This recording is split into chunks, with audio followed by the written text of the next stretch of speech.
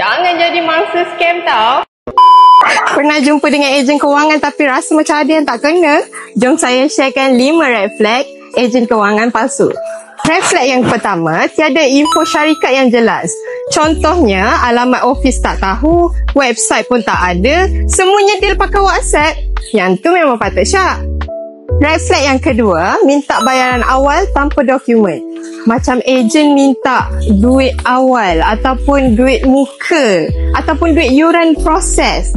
Yang tu semuanya suspicious. Ejen yang betul takkan minta any upfront payment. Red flag yang ketiga, pembayaran ke akaun peribadi.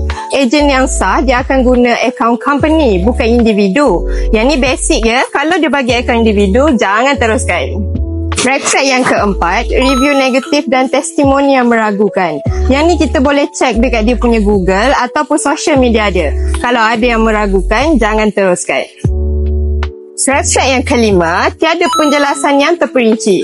Diorang ni akan elak soalan atau bagi info yang tak jelas. Ejen yang betul, dia akan terangkan tentang proses dan sebagainya. Itu dia 5 red flag ejen kewangan palsu.